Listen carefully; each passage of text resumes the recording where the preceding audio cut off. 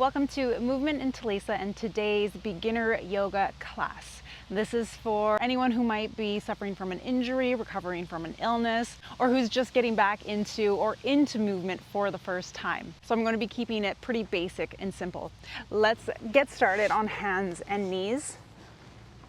So the shoulders should be over top of wrists, hips over top of knees. And let's just move here, free form movement.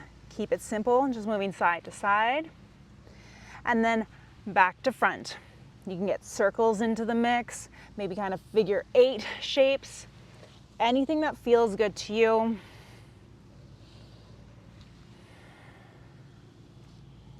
Come back to a neutral point, back to our tabletop position.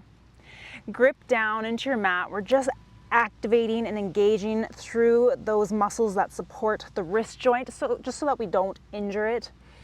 And from here, let's come into a cow position. So inhale, lift the gaze up, lift the tailbone, let the belly drop down towards the mat. And then exhale, round for cat. Tuck the tailbone, tuck your chin in towards your chest, and round through the spine. Inhale for cow. Exhale for cat. 2 more rounds of that. Inhale. Exhale. Inhale. And exhale. Let's sit back. Roll out the wrist. So I'm grabbing my right wrist with my left hand and doing some circles, doing whatever I want with my hands. You can do a fist, you can do open fingers. Circle the wrist in both directions and then switch sides. And so this is just wrist love. There's a lot of weight bearing on our wrists in yoga. So if you are getting over a wrist injury, it'll be nice to give yourself a lot of breaks, a lot of warm-ups for your wrists. And if you're new to yoga and you're just not used to putting a lot of weight on your hands, then know that you can take little breaks like this whenever you want, whenever you need. So to give our wrists a little bit more of a break, let's come into Gomukhasana arms. So we're sitting back on our heels. If that's uncomfortable for you, you can come into a cross-legged position, whatever works if you want to be elevated up on a cushion. But we're taking our right arm and reaching it overhead. We're trying to walk the fingertips down the spine. If you need to use the left hand to kind of push the elbow back, then go ahead. If this is enough for you, stay right here. Otherwise, you can take the left hand, reach it back behind you, and try to reach the fingertips up the spine. We're trying to find the fingers of the opposite hand, but it doesn't matter if you actually find them or not. That's just what we're working towards. Now, if your rib cage is really flaring out while you do this, hug it in. Your hands might separate a bit, that's fine. Feel the sensation, and then gently release. Roll out the shoulders backwards and forwards. Other side, left hand reaches up and back. Try to walk the fingertips down the spine. You can use the right hand to push that left elbow back a little bit and notice the rib cage. If it's flaring out, hug it in. And if you want more, take the right arm, reach it up and back. Again, just the general goal of trying to find the fingertips of the opposite hand, but we're not cranking into the arms to force ourselves to that point. Feel how this feels through the upper body. And then gently release. Roll out the shoulders again backwards and forwards. Let's come into a gentle basic leg stretch now. Swinging the legs out in front of you. We're going to work into the backs of the legs, so the hamstrings. You might feel this in the calves as well. Start by flexing through the feet. Flex, flex, flex. Really working into the ankles here as well. Flexing so hard that you're activating through the quad muscles. And now I want you to think about sitting up really straight and tall. If you find you're really rounding, you might need to bolster yourself up, put some cushions under your bum to the point where you can sit upright. So you might be up really high, you might be on a chair, that's fine. Our goal, our objective is to be able to sit straight up, nice straight spine. Once you come to that point, flex again through your feet and leading with your rib cage, fold forward. And even right there, I'm pretty flexible, but I can feel a stretch. So this isn't about coming down really far. It's about feeling the sensation. Breathing here for a moment. and then maybe folding down a little bit more. Pause here, let your body get acquainted, let your mind stay calm so that we're not forcing it into too intense of a stretch too soon. If we do that, it teaches our mind that no, this is a dangerous position to be in, and it's actually going to be more closed off to it the next time we do it, and we're not going to make any progress in our flexibility. So we're really calm and patient with ourselves. We work with our breath, and we don't rush it. If with every breath you don't even move forward or fold forward anymore, that's fine. Even just visualizing that you're moving a millimeter more can encourage your body to relax into it, whether it's actually doing it or not. A couple more rounds of slow breath here. Gaze is soft, looking down at the mat.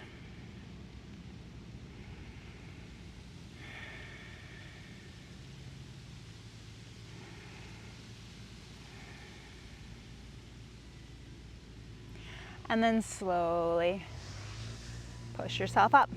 Let's take the left leg and bring that foot into the upper thigh. Same thing, we want to be sitting up nice and straight and tall, so if you need to be sitting on some cushions to facilitate that, then by all means. And then leading with the rib cage, fold forward if this is where you stop, or if you don't move at all, that's totally fine. But folding forward and noticing where you feel the sensation. We are folding over the right leg. Hold here for a moment. And then I want you to walk yourself over towards the bent leg. Notice where you feel the stretch now.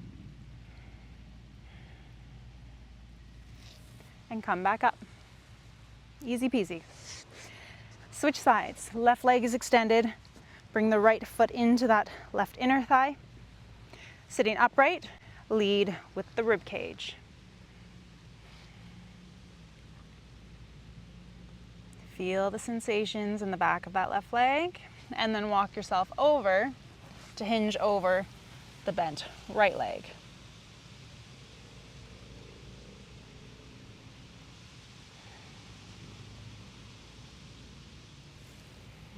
Coming up. And we're swinging the legs behind us again. Come back to our tabletop position. We're going to work into the upper body a little bit more, specifically the side body. So taking the right hand and reaching it towards the top left hand corner of your mat, lower down on your left forearm, and lower your heart down towards the mat. Pull your hips back a little bit and push down through the pinky edge of that extended right arm. You should really feel that stretch along the right side of the body. 2 rounds of breath. You can close out your eyes here.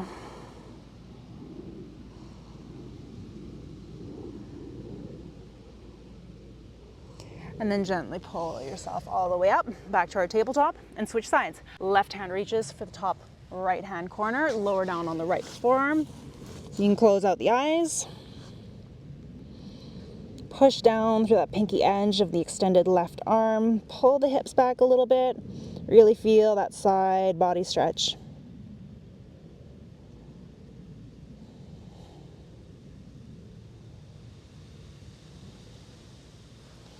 And all the way back up.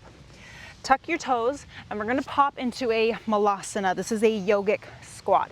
So get there by any means necessary. If you feel clumsy and silly popping up into this low squat, that's fine. Again, it doesn't matter what it looks like. So we want our feet about hip distance apart, toes are turned out. If your heels are really lifted up, that's fine. It could be ankle mobility. Your body might just not be used to it. So that's something that'll come with time. If you want to roll up towels or something and put them under your heels for support, that's also an option. If the balance is hard and you need your hands down to balance you, do that. Try to reach the hands out so you can push out on the knees as you push in with the knees. So it's that opposing force. Think about elongating through the spine here. So reaching out through the crown of your head, avoiding any rounding through the spine for this. Letting the bum sit down as low as it comfortably can. If you're comfortable here and want to add on, we're going to implement a twist. So keeping the right arm reaching out to the side, we're taking the left arm and reaching it up and bringing our gaze past that left thumb, twisting through the thoracic spine. So that's the area between the shoulder blades. Slowly release, and we're switching sides. Left arm reaches out to the side. Right arm reaches up. Our gaze, our drishti, is past the right thumb. And spine is still straight and tall. And bring that arm down.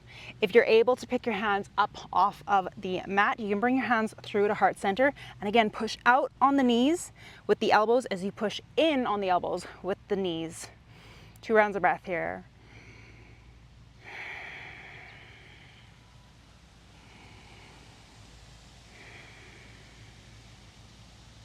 Last little malasana challenge if you want. It's optional. Extend the arms up and pulse them back for 5, 4, 3, 2, 1. You should really feel the muscles, again, between your shoulder blades for that. Gently come out of that. We're going to sit on our bums, legs in front of you, and work into the hips a little bit. So we're not going to do a pigeon pose because that can be really challenging for a lot of people. We're going to do a seated figure 4. I'm going to start with my left leg, cross it up and over the right, and I'm flexing through this top left foot. You might feel a stretch in the outside of this left hip right here. So you can stay right here if you want a little bit more. You're pulling everything in towards your chest a little bit more. Think about pushing this left knee away from you, and you should feel even more of a stretch in that left hip. Settle your gaze, find a focal point.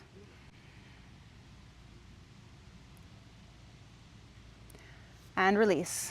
Other side, pick up the right leg, cross it up and over. Pull that right knee away from you.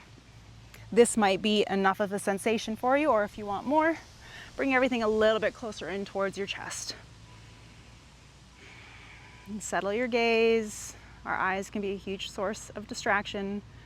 So when we focus our gaze, it can help focus our mind.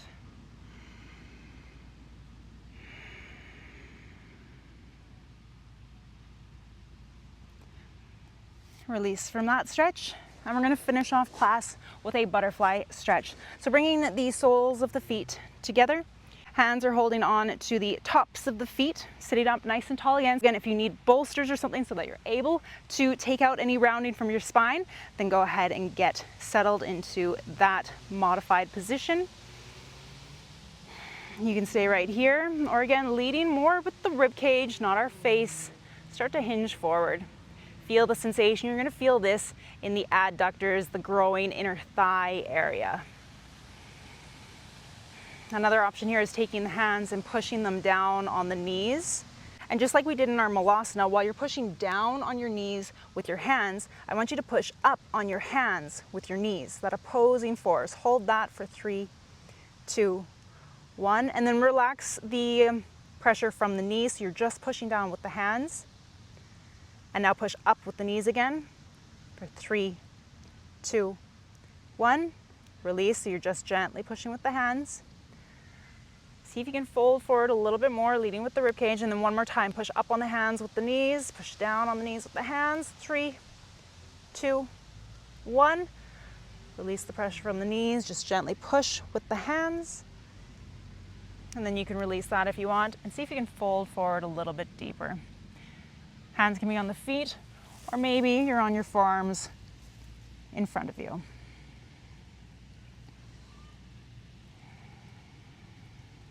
Two more rounds of breath here.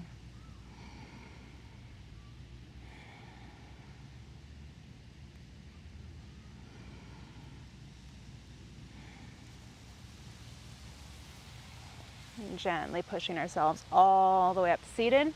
And you can come into a comfortable cross-legged position. To close out class, we're going to finish with 3 rounds of box breathing. So that's where we inhale for a count of, we'll do 4. Hold for a count of 4, exhale for a count of 4, and then hold or continue your exhale for a count of 4, and repeat that, as I said, 2 more times for a total of 3 rounds. Take 1 normal round of breath, Settle your eyes, your gaze, or you can close out your eyes. And let's begin. Inhale through the nose. 2, 3, 4. Lungs should be full. Hold. 2, 3, 4. Exhale through the nose. 2, 3, 4. Hold or continue that exhalation. 2, 3, 4. Again, inhale. Hold at the top. Exhale. Hold or keep letting the breath out. Inhale. Rib cage should be expanded. Hold. Exhale. Hold or push out even more air. Last round. Inhale. Take in one more sip of air at the top and hold. Exhale. Hold or keep releasing more air, completely emptying the lungs.